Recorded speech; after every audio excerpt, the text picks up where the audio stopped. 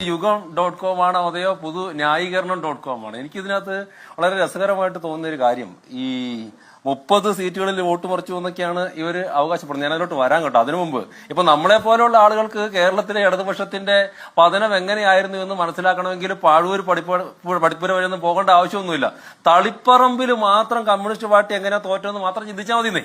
ഒക്കെ തളിപ്പറമ്പ് പോലെ ഈ സ്കൂളൊക്കെ ഇട്ട് വരുന്ന പിള്ളേർ ഈ കപ്പലണ്ടി എടുത്ത് മേലേക്ക് എറിഞ്ഞു കളിക്കും. അങ്ങനെ കപ്പലണ്ടി എടുത്ത് മേലേക്ക് 10 കപ്പലണ്ടി എടുത്ത് മേലേക്ക് എറിഞ്ഞാല് ആ കപ്പലണ്ടി വീഴുന്നത് 10 CPM-കാരുടെ തലയിലായിരിക്കും. അങ്ങനെ ഇടതുപക്ഷത്തിന് ശക്തമായിട്ടുള്ള സ്വാധീനമുള്ള കഴിഞ്ഞ തവണ ഇപ്പോൾ പാർട്ടിയെ നിയന്ത്രിക്കുന്ന MV ഗോവിന്ദൻ 22,000 വോട്ടിന് വിജയിച്ച ഇപ്പോൾ അദ്ദേഹത്തിന്റെ ഭാര്യയെ തന്നെ ആ സീറ്റിൽ നിർത്തിയിട്ട് ആ സീറ്റിൽ തോക്കണമെങ്കിൽ ഇടതുപക്ഷത്തിന് ശക്തി കേന്ദ്രമായിട്ടുള്ള CPM-ന്റെ സംസ്ഥാന സെക്രട്ടറിയുടെ മണ്ഡലത്തില് അവരുടെ വിമതൻ TK ഗോവിന്ദൻ തന്നെ ജയിക്കണമെങ്കിൽ, അതും 13,000 വോട്ടിന് ഭൂരിപക്ഷം ജയിക്കണമെങ്കിൽ ഇവർ കേരളത്തിന് മൊത്തം തോറ്റത് എന്തിനാണെന്നുള്ളതിന്റെ തെളിവ് തേടി കാരണം തേടി വേറെ എങ്ങും പോണ്ടാന്ന് ഇവരിങ്ങനെ ന്യായീകരിച്ചുകൊണ്ടിരിക്കും. ഈ ന്യായീകരണമൊക്കെ ആര് കേൾക്കാൻ വേണ്ടി പോകുന്നു? ഇവരുടെ അണികളെ ഇത് തന്നെ പറഞ്ഞ് പറ്റിച്ചോട്ടെ. നമുക്കിപ്പോ എന്താ പ്രശ്നം? നോക്കൂ, ഇതിനു മുമ്പ് ചർച്ച നടന്നിട്ട് കുറെ ദിവസമായില്ലേ ഈ പറയുന്ന MV ഗോവിന്ദൻ മാഷോട് അദ്ദേഹത്തിന്റെ വീട്ടിലുള്ള അദ്ദേഹം മകൻ പറഞ്ഞു എന്ന് പറഞ്ഞ് നിങ്ങളടക്കമുള്ള മാധ്യമങ്ങളെ റിപ്പോർട്ട് ചെയ്ത എന്താ? അദ്ദേഹത്തിന്റെ ശൈലി മാറ്റണം. ഹാഷ്മി, എനിക്കറിയാം പിണറായി വിജയൻ അധികാരഭ്രാന്താണ്, അധികാരക്കൊതിയാണ് എന്ന് പറഞ്ഞിട്ടുള്ള CPM-ന് വോട്ട് ചെയ്യുന്ന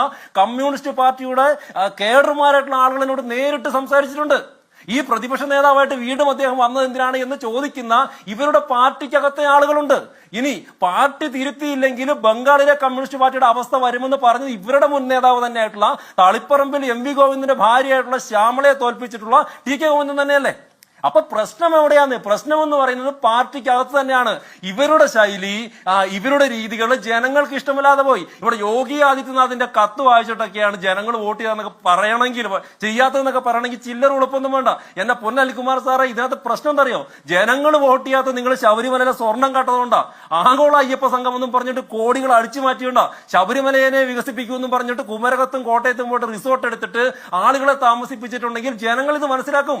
ഇത് പഴയ ദേശാഭിമാനിയുടെ കാലമല്ല, ഇത് സോഷ്യൽ മീഡിയയുടെ കാലമാണ്. ഞാനും നിങ്ങളും ഈ രാജ്യത്തെ അല്ലെങ്കിൽ ലോകത്തെ ഓരോ മനുഷ്യനും ഓരോ മാധ്യമങ്ങളാണ്. അവർക്ക് ഈ കാര്യങ്ങളൊക്കെ പുറം ലോകത്തേക്ക് അറിയിക്കാൻ വേണ്ടിട്ട് പറ്റും. അതുകൊണ്ട് ഇങ്ങനെ ദേശാഭിമാനിയിലെ കഥകളൊക്കെ പറഞ്ഞിട്ട് ജനങ്ങളെ, നിങ്ങളുടെ കേഡറിനെ പറ്റിക്കാം എന്നല്ലാതെ ജനങ്ങളെ പറ്റിക്കാമെന്ന് എനിക്ക് തോന്നുന്നേയില്ല.